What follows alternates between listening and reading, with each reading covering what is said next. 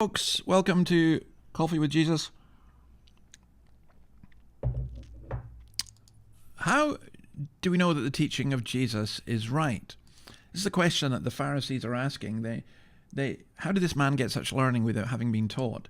And Jesus answers, verse 16, John 7:16, "My teaching is not my own, it comes from the one who sent me."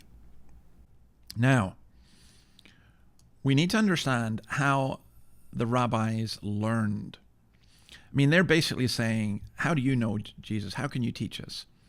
So a rabbi would be the disciple of an accredited teacher. That teacher had to be someone who'd studied under one of the great rabbis, was entitled to expound scripture and to talk about the law. No rabbi ever made a statement on his own authority. He always began, there is a teaching that. And then he would go on to cite quotations and authorities for every statement that he made. And then along comes Jesus, this carpenter from Galilee, expounding Moses without quoting any of the rabbis. The rabbis would say, there is a saying that, or so-and-so says this, and Jesus says, I tell you, or truly, truly, I tell you.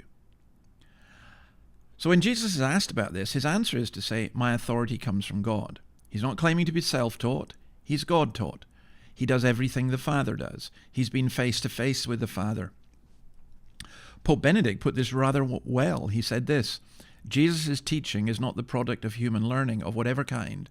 It originates from immediate contact with the Father, from face-to-face dialogue, from the vision of the one who rests close to the Father's heart. It is the Son's word.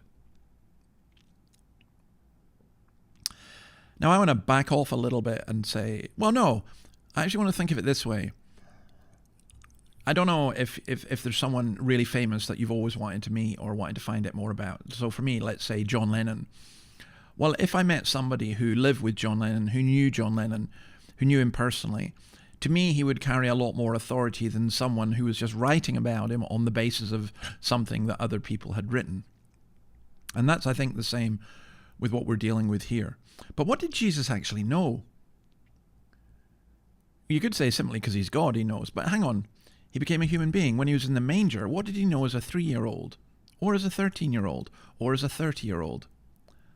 As a baby, Jesus did not know that the world was round. He had to grow in knowledge and understanding. Christ's human nature has all the limitations of humanity. Now, thinking about it, that doesn't mean that he had no supernatural knowledge because, for example, he told Nathanael everything about him even though he'd never met Nathanael. There are lots of examples of Jesus' supernatural knowledge, but that's the divine nature imparting it to the human nature.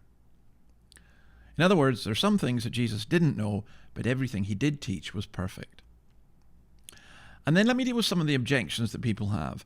I love the teaching of Jesus, but I don't like the Bible. Which immediately begs the question, how do you know what the teaching of Jesus is? Or, I love Jesus and his message, but I don't like the God of the Old Testament.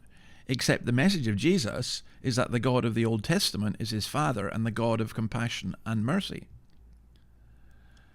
There are people who say, I like the simple teachings of Jesus.